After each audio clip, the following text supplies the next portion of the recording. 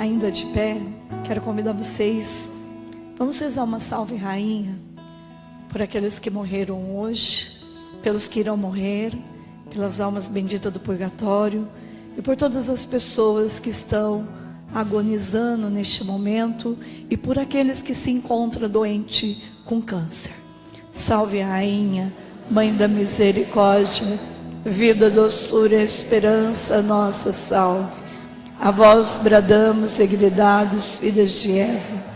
A vós suspirando, gemendo e chorando, de vale de lágrimas.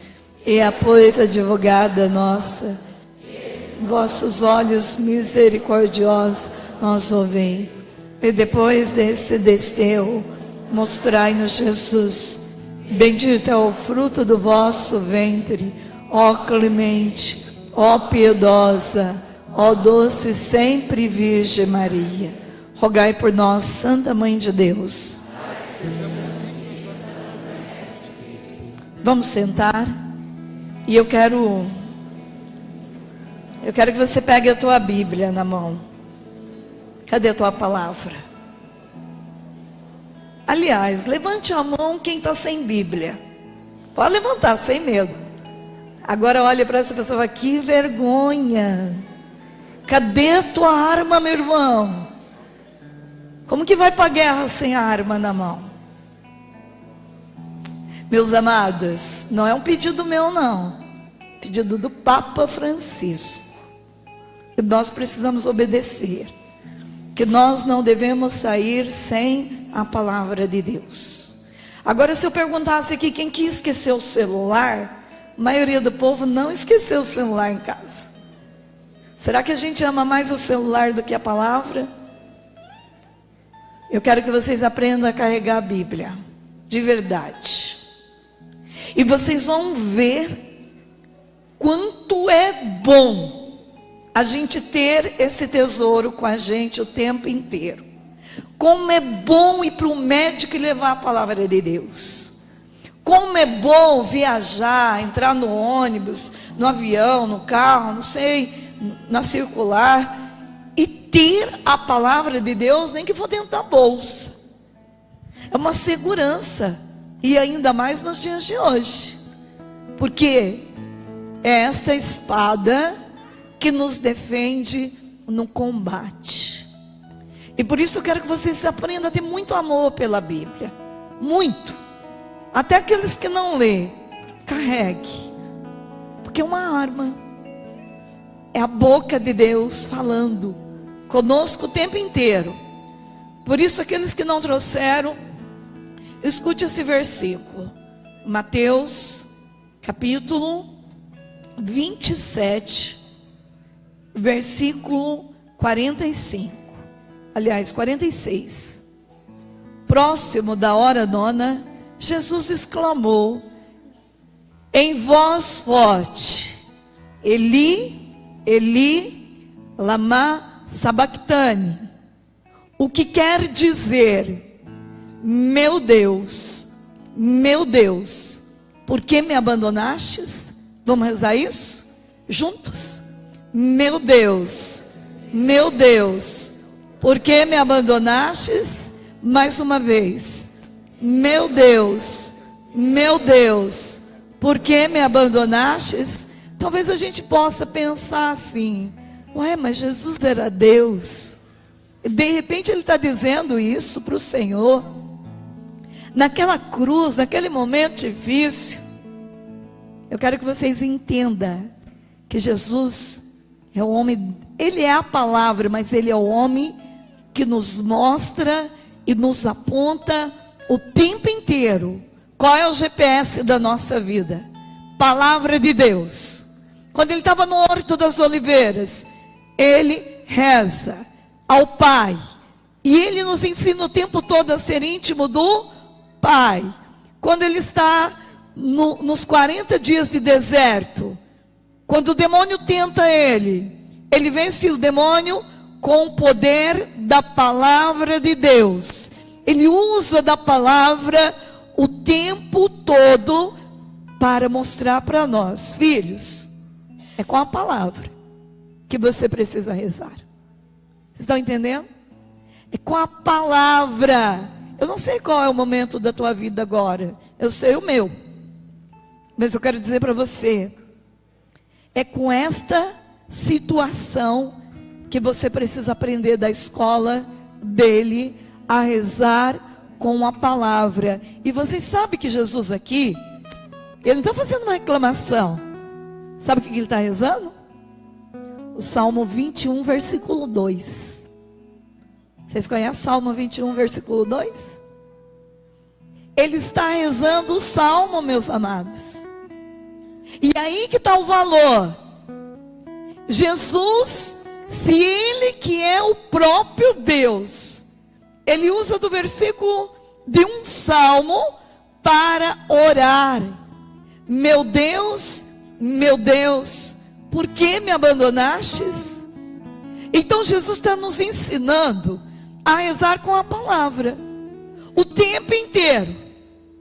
A usar da palavra quando eu estou feliz, a usar da palavra quando eu estou triste, a usar da palavra quando eu não tenho dinheiro, a usar da palavra quando eu tenho dinheiro, a usar da palavra o tempo inteiro para alimentar a minha alma e estreitar laços de amor e amizade com Deus. E não tem outro caminho. É dedicação, é esforço diário. E essa história de achar que eu já conheço a palavra, o Salmo 22, Salmo 21, já sei decor, é uma ilusão. Porque a palavra, ela é uma fonte inesgotável. O tempo inteiro. Quanto mais eu vou escavando, mais eu vou descobrindo coisas misteriosas que eu nunca imaginava que iria acontecer na minha vida. Por isso, nesta noite, eu quero usar de uma pessoa que particularmente eu tenho um amor assim muito grande, Papa Bento XVI. Eu quero usar da voz dele para nos dar uma orientação sobre esta palavra que acabamos de rezar. Meu Deus, por que me abandonastes? Entender que nós precisamos rezar com a força da palavra de Deus. Com a força da palavra de Deus. Bem, o Papa Bento XVI, ele diz assim para nós: desde a hora sexta até a hora nona, houve trevas por toda a terra. E a hora nona, Jesus bradou em alta voz: Eli, Eli, lama sabachthani, que quer dizer: meu Deus, por que me abandonastes? Na estrutura dessa narração, a prece, o clamor de Jesus eleva-se no final das 3 horas de trevas, que do meio-dia às 3 da tarde, desceram sobre toda a terra. Estas 3 horas de escuridão são, por sua vez, a continuação de um precedente espaço de tempo, também de 3 horas, começando com a crucificação de Jesus. Com efeito, o evangelista informa-nos que era a hora terceira, quando crucificaram. Do conjunto das indicações horárias das narrações, as 6 horas de Jesus na cruz são subdivididas em 2 partes, cronologicamente equivalentes. Nas primeiras 3 horas, das 9 horas ao meio-dia, insere-se os escárnios de vários grupos de pessoas, que mostra o seu ceticismo e afirma que não acredita. São Marcos escreve: quantos passavam e injuriavam-no. Desta maneira, escarneciam dele também os sumos sacerdotes e os escribas, até aqueles que tinham sido crucificados com ele, os insultava. Nas 3 horas seguintes, do meio-dia às 3 horas da tarde, o evangelista fala somente das trevas que desceram sobre toda a terra. A escuridão ocupa sozinha toda a cena. sem qualquer referência a movimentos de personagem ou palavras. À medida que Jesus se aproxima sempre mais da morte, há só a escuridão que desce sobre a terra. Até os cosmos participa neste acontecimento. A escuridão envolve pessoas e coisas, mas inclusive neste momento de trevas, Deus está presente e não abandona. Na tradição bíblica, a escuridão tem um significado ambivalente. É o sinal da presença e da obra do mal, mas também de uma misteriosa presença, a ação de Deus, que é capaz de vencer todas as trevas. No livro do Êxodo, por exemplo, lemos: então o Senhor disse a Moisés: eis que me vou aproximar de ti na obscuridade de uma nuvem. E ainda, o povo conservava-se à distância, enquanto Moisés se aproximava da nuvem, onde se encontrava Deus. E nos discursos do Deuteronômio, Moisés narra: e eis que o abrasava o monte um fogo, que subia até as alturas do céu, onde havia trevas, nuvens e escuridão. Vós, depois que ouvistes a voz que saía do meio das trevas, viste o monte arder em fogo. Na cena da crucificação de Jesus, as trevas envolvem a terra e são trevas da morte, em que o Filho de Deus se imerge para trazer a vida, com o seu gosto, com o seu gesto de amor.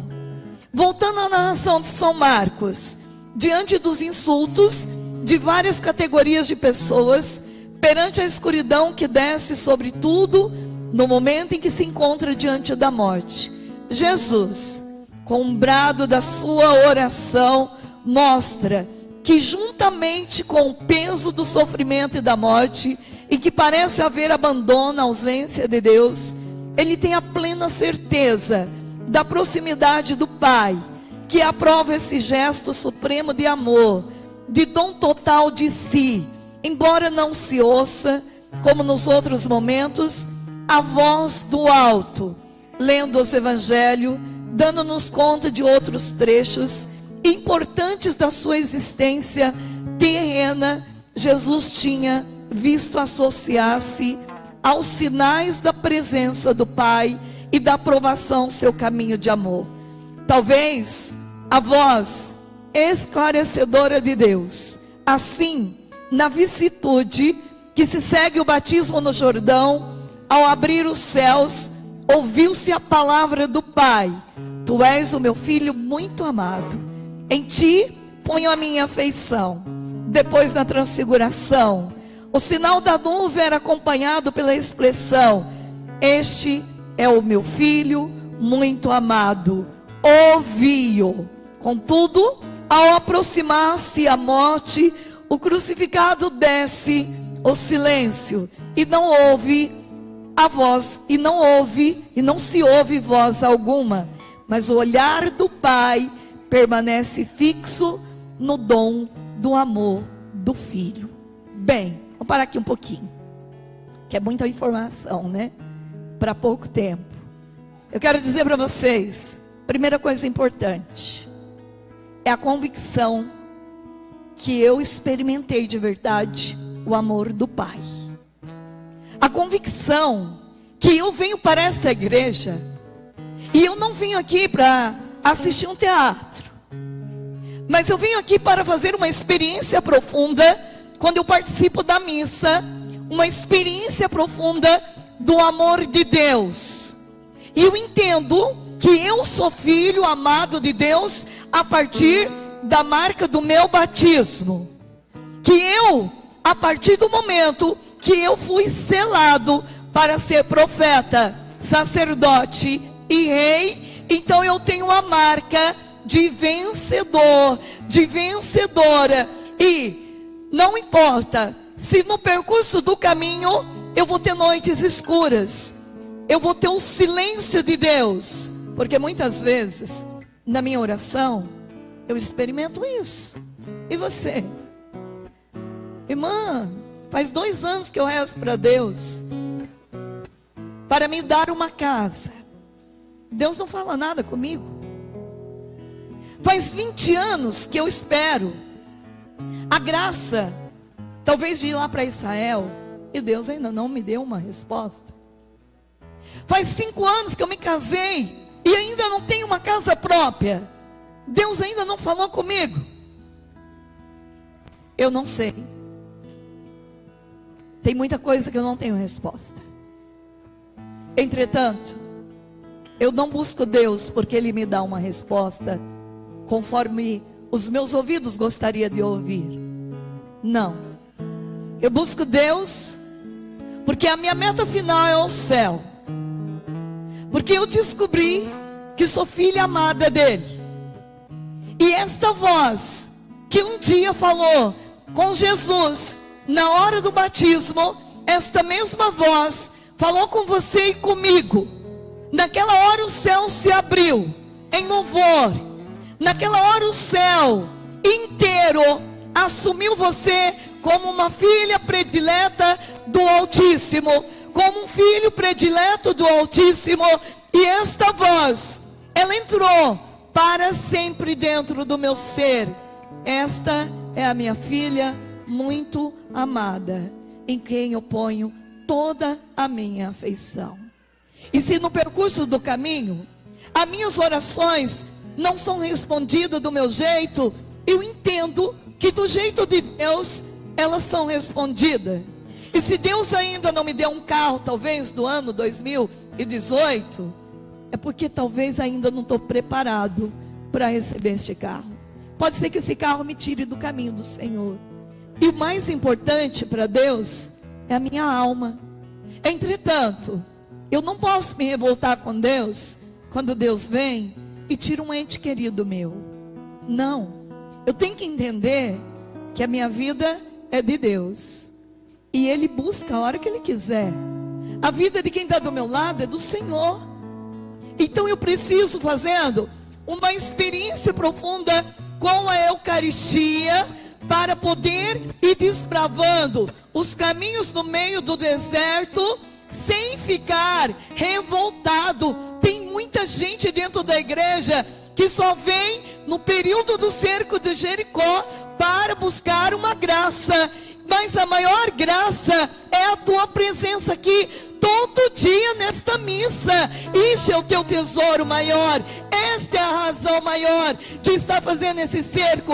O encontro profundo com o amor misericordioso de Deus. Jesus tinha essa dimensão. E por Ele ter essa dimensão, o que acontece? Ele abandona a cruz na hora mais difícil. Está escuro. Deus está em silêncio. Está escuro. Ele sente. Mas veja o que ainda continua dizendo o Papa Bento XVI. Mas que significado tem a oração de Jesus? Aquele brado que ele lança ao Pai: meu Deus, por que me abandonastes? A dúvida da sua missão, da presença do Pai. Nesta oração não há porventura, precisamente a consciência de ter sido abandonado. As palavras que Jesus dirige ao Pai são o início do Salmo 21, versículo 2, em que o salmista manifesta a Deus a tensão entre o sentir-se abandonado e a consciência certa da presença de Deus no meio do seu povo. O salmista reza: meu Deus, grito de dia e não me respondes, de noite e não há trégua para mim. E no entanto, tu és o santo, tu estás sentado no trono. Entre os louvores de Israel, o salmista fala de grito para expressar todo o sofrimento da sua oração diante de Deus. Aparentemente ausente no momento da angústia, a prece torna-se um grito. E isso acontece também na nossa relação com o Senhor. Perante as situações mais difíceis e dolorosas, quando parece que Deus não ouve, não devemos ter medo de confiar a Ele, todo o peso que levamos no nosso coração. Não devemos ter medo de gritar a Ele o nosso sofrimento. Temos que estar convictos de que Deus está próximo, embora aparentemente esteja calado. Ter esta convicção, meus amados, Deus me escuta. E como é bom rezar com a dor, é ou não é? Porque ninguém é capaz de compreender a nossa dor. Eu me lembro, um dos momentos que eu pude rezar com a minha dor, os momentos talvez mais difíceis da minha vida, foi quando o meu sobrinho de 3 anos e 8 meses caiu numa piscina. E eu passei a noite inteira com a minha sobrinha, que é a irmã dele, gritando para Deus, pela oração do Pai Nosso, que Deus pudesse fazer um milagre. Talvez este grito era o grito da minha dor. Eu gritava para aquele que podia me compreender na dimensão do meu interior naquela hora. Porque na hora da dor mesmo, ninguém que é humano consegue atravessar o abismo do teu ser e te consolar. Somente Deus. E eu me lembro que naquela noite uma menina de 7 anos passou comigo enquanto o meu sobrinho era levado para uma outra cidade. Nós estávamos no Mato Grosso. E ele era levado para uma outra cidade, Umuarama. E ficava mais ou menos 500 quilômetros da onde a gente estava. E aquela menina de 7 anos junto comigo, ajoelhada, chorando, falando com Deus. A oração pura de uma criança, pedindo para Deus, era o único irmão que ela tinha. Deus, faça meu irmão viver. É fácil? Não, meus amados. Uma mãe sabe bem, quando o filho passa mal, o que ela é capaz de fazer para ver o filho bem. Tanto a mãe como o pai. Porque não tem pessoa melhor para entender o coração de um filho do que os pais. E eu quero dizer para você que naquela noite foi uma noite inteira. Foi a única noite da minha vida que eu posso dizer que eu fiquei das 9 da noite até as 6 da manhã ajoelhada, rezando. Se teve um dia que eu passei uma noite inteira ajoelhada rezando, foi essa. Eu nem senti a dor do meu joelho. Quando você entra num campo, numa hora dessa de dor profunda, de ver os gritos da minha irmã, do meu cunhado, Luan Felipe, você não pode morrer. Quando eu vi eles tirarem aquela criança daquela piscina, e o grito daquela mãe: filho, não, você é muito novo, não pode, Deus, você não pode. É difícil, mas eu quero dizer para você, uma noite inteira gritando, na oração, mas em nenhum momento eu pedi para Deus fazer a nossa vontade. Por isso que eu rezei o Pai Nosso, que fosse feita a vontade dEle. Os meus projetos não podem ser os teus, Senhor. As minhas vontades não podem ser a tua. Então eu quero que o Senhor, hoje, pela força que o Senhor tem, convença o meu coração qual é a tua vontade nesta hora. Quando foi 6 horas da manhã, saí, fui para a missa. Era um domingo, dia 31. Uma pessoa pode fazer. Não existe oração mais poderosa que pode libertar, curar, do que a Santa Missa. Quando eu saí da missa, a minha amiga veio ao meu lado, meu encontro, e disse assim para mim: o Luan Felipe acabou de entrar no céu. Ele já não pertence mais a este mundo. Gente, eu entendo bem o que é esse silêncio, porque nesta hora eu fiquei em silêncio diante desta notícia. O Brasil inteiro me conhece, rezou, passou noite em vigília. Foi uma multidão de gente clamando. Não faltou oração naquela noite. naquele dia. E o silêncio mais difícil para mim foi porque eu tive que viajar 500 quilômetros até Maringá, sem poder falar para minha mãe, de medo dela passar mal. E no percurso do caminho, eu escutava minha mãe, minha sobrinha, dizer: não, Deus vai cuidar do Luan, filha. E a minha sobrinha dizia assim: eu rezei a noite inteira, vovó, eu tenho certeza que Deus me escutou. Certeza. E eu tinha que ficar em silêncio, não podia chorar. A única coisa que eu tinha era o meu silêncio, segurar minhas lágrimas. E quando chegou em Maringá, e a minha mãe cheia de esperança, cheia, aí eu não aguentei. Eu olhei para as duas, eu disse: mãe, Deus curou o Luan, sim. Olhei para minha sobrinha e disse assim: Deus curou teu irmão, mas não foi para ficar aqui, foi para ir para o céu. E a hora que eu disse isso, elas caíram num pranto de choro e eu chorei junto. E a única dor da minha sobrinha era: tia, eu não tenho irmão mais. Hoje a minha irmã pede para quem ela encontra: nunca tenha 2 filhos, tenha 3, tenha 4, tenha 5.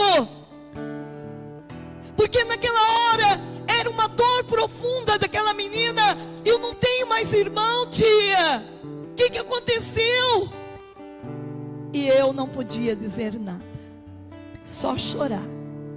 Talvez o meu choro era a oração mais preciosa, de poder dar uma resposta daquilo que eu não conseguia também compreender dentro da dimensão de Deus. Eu quero dizer para vocês que quando a gente vê isso aqui, ó, repetindo da cruz precisamente as palavras iniciais do Salmo: meu Deus, por que me abandonastes? Clamando as palavras do Salmo, Jesus reza no momento da última rejeição dos homens, na hora do abandono, mas reza com o Salmo, na consciência da presença de Deus Pai, também naquela hora em que se sente o drama humano da morte. Mas em nós surge uma pergunta: como é possível que um Deus tão poderoso não intervenha para subtrair o filho?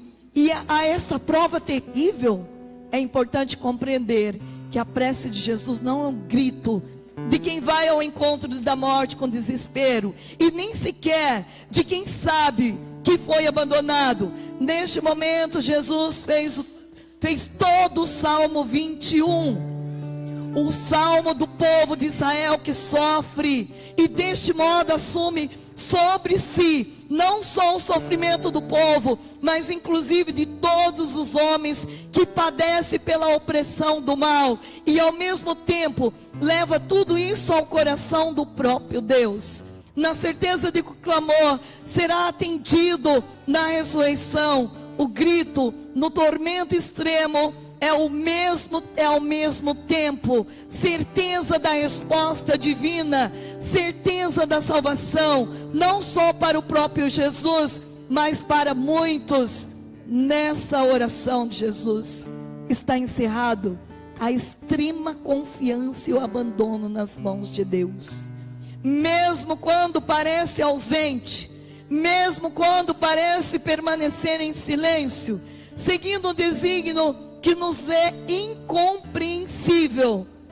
No Catecismo da Igreja Católica lemos assim: no amor redentor que constantemente unia ao Pai, assumiu-nos no afastamento do nosso pecado em relação a Deus, a ponto na cruz poder dizer em nosso nome: meu Deus, por que me abandonastes? O seu é um sofrer em comunhão conosco e para nós, que deriva do amor e já contém em si a redenção, a vitória do amor.